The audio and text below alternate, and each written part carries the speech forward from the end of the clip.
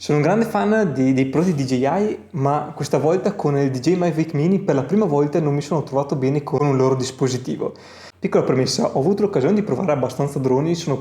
partito ancora quando con il Phantom 3, poi ero passato al Mavic Pro, poi tipo per un errore di elettronica, in pratica il Mavic Pro iniziava a darmi dei problemi con il gimbal, ho deciso di ripararlo, rivenderlo e prendermi il Mavic Mini un pochino affascinato da tutta la comunicazione che è stata fatta dietro. Ho guardato un pochino di video su YouTube, insomma in pratica mi sono convinto pesando sia la qualità che sembrava che ci fosse dal punto di vista appunto della comunicazione di questo prodotto qua e chiaramente anche del prezzo lettante, perché comunque costa meno della metà di un Mavic Pro 2, quindi giustamente le due cose vanno pesate. Io non utilizzo tantissimi droni, per cui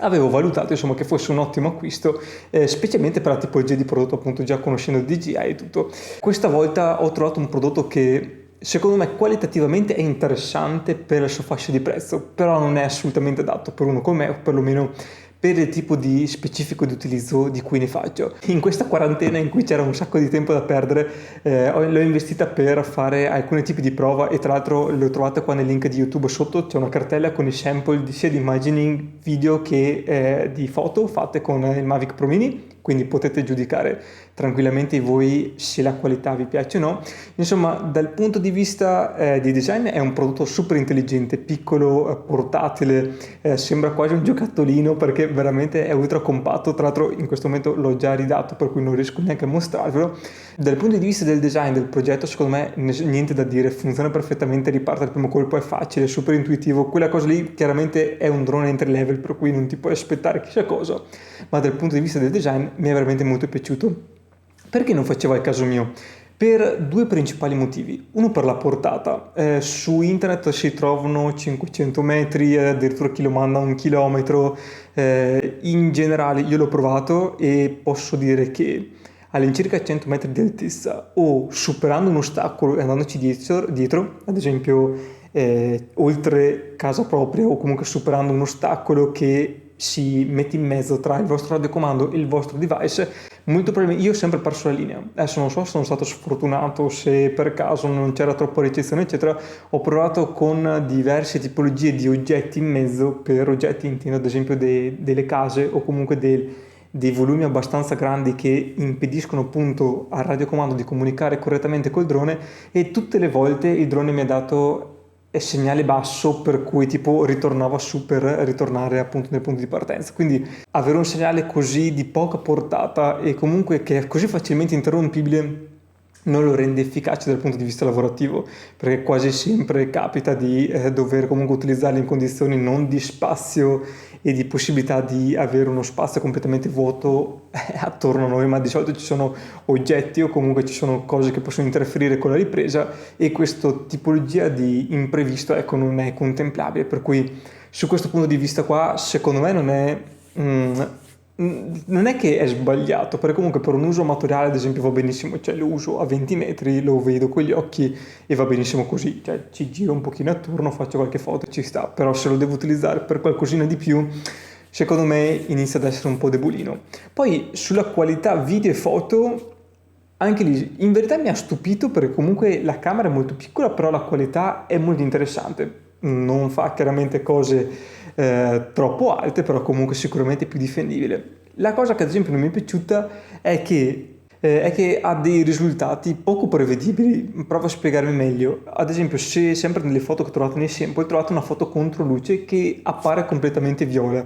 Non so se tipo c'è stato fatto un bilanciamento del bianco automatico perché durante il tipo di scatto per cui è venuto fuori questa cosa qua. Insomma,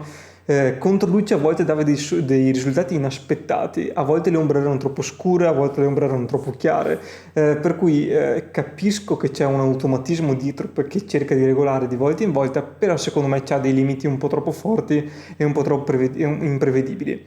L'altra cosa che secondo me è proprio un problema di firmware, infatti penso che ad un certo punto verrà fuori nell'app, insomma la vedo veramente troppo un limite,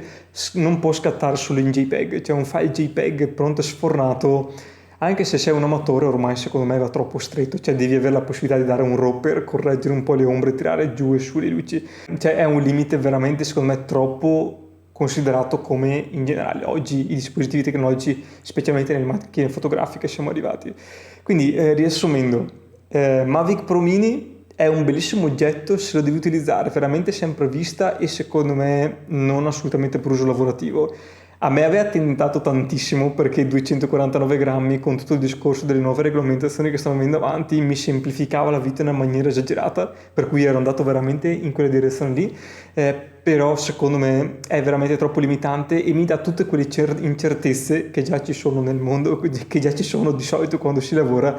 che vanno ad aumentare le tensioni durante l'utilizzo. Preferisco avere un drone tipo il Mavic Pro, la prima serie, che so che bene o male non soffre di altitudine, non soffre di interferenze, comunque bene o male va sempre bene. Ecco, tra l'altro un'altra cosa che volevo dire, sempre su web trovi dei video in cui il Mavic Mini incredibilmente va sotto raffiche di vento assurde e rimane stabile, benissimo. Io l'ho provato con un vento medio, io abito in una pianura per cui tipo i venti che ci sono qua non sono assolutamente forti come quelli in riva al mare. Ecco, a circa 60 metri di altezza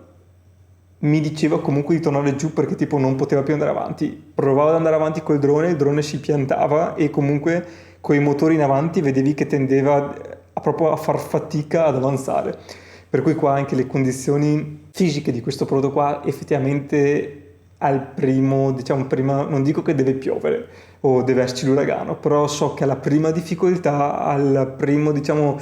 cosa che va leggermente fuori controllo, questo dispositivo qua non è affidabile per il tipo di lavoro che faccio. Ecco, tutto qua l'ho rimandato indietro, però ho visto che il 28 aprile uscirà il nuovo Mavic Air e secondo me in questo caso qui potrebbe essere un drone da tenere in considerazione per il tipo di peso, ma soprattutto perché potrebbe essere la mezza via equilibrata tra il Mavic Pro e il Mavic Mini, quindi piazzarsi a metà via e magari, e penso che ci farò un pensiero molto attento perché ho grandi aspettative e sono sicuro che sarà un prodotto molto interessante che molto probabilmente finirà nel mio zaino a breve. Spero che questo video ti sia piaciuto, se hai chiaramente qualche dubbio scrivimi qua sotto e ci vediamo al prossimo video.